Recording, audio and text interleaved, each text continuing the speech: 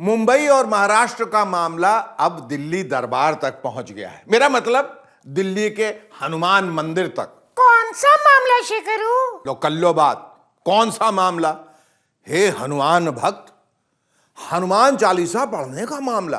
कुछ दिन पहले मुंबई में उद्धव ठाकरे के घर के सामने हनुमान चालीसा पढ़ने पर जो अड़ी थी नवनीत राणा, उन्होंने अब दिल्ली के हनुमान मंदिर में हनुमान चालीसा का पाठ किया है।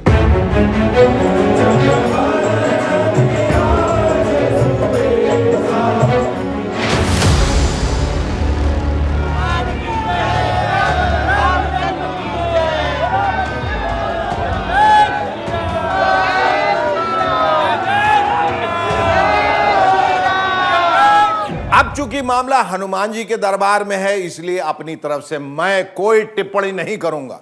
नहीं भाई नहीं, बस आप सबको याद दिला देता हूं कि कुछ दिन पहले महाराष्ट्र के अमरावती की सांसद नवनीत राणा ने जब मुंबई में यह ऐलान किया था कि वो मुख्यमंत्री उद्धव ठाकरे के घर के सामने हनुमान चालीसा का पाठ करेंगी, तो राज्य की राजनीति में ऐसा समझिए मानो भूचाल आ गया।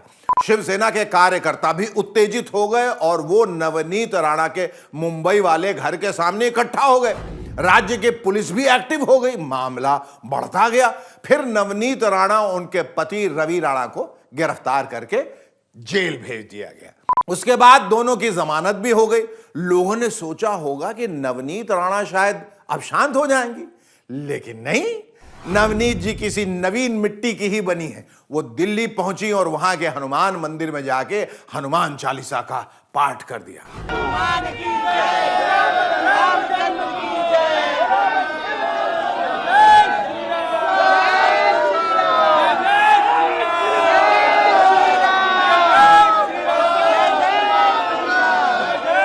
जय हनुमान ज्ञान गुण सागर, जय कपीस तिहुँ लोक उजागर। उसके बाद उन्होंने जो कहा उसका लब्बो लुबाब ये था कि उद्धव ठाकरे के खिलाफ उनका राजनीतिक अभियान जारी रहेगा। संघर्ष तो शुरुआत हुई है संघर्ष की, आखिरी सांस तक करप्शन के विरोध में ये संघर्ष ऐसे ही रहेगा। जितने ताकत होगी उतना इस्तेमाल कर लीजिए, लड़ने के लिए सामने हूं मैं। प्रश्न है कि वो इलेक्शन लड़ेंगे क्या? आज उन्होंने घोषणा करनी चाहिए। महाराष्ट्र पे सबसे बड़ा संकट ही उद्धव ठाकरे, वो जल्द से जल्द दूर होना चाहिए, इसलिए हनुमान चालीसा किया जा रहा है। नवनीत राणा के इस कदम से हनुमान जी प्रसन्न हुए या नहीं, ये तो राणा जी को ही मालूम होगा, लेकिन इतना तय है कि महाराष्ट्र की राजनीति लगातार गर्माती जा रही है।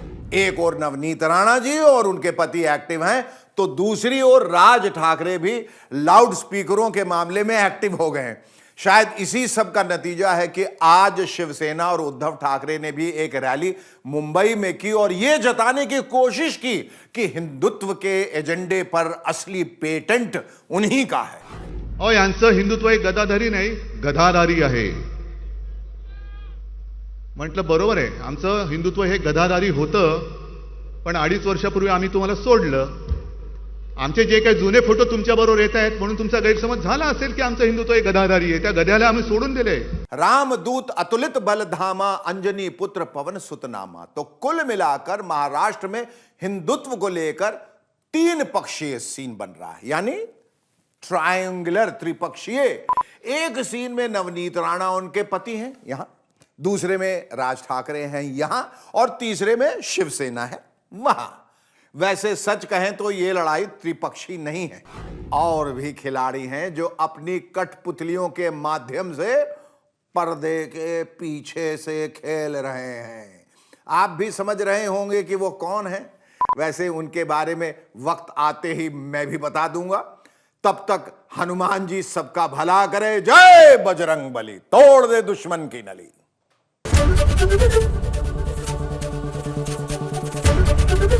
एबीपी न्यूज आपको रखे आगे।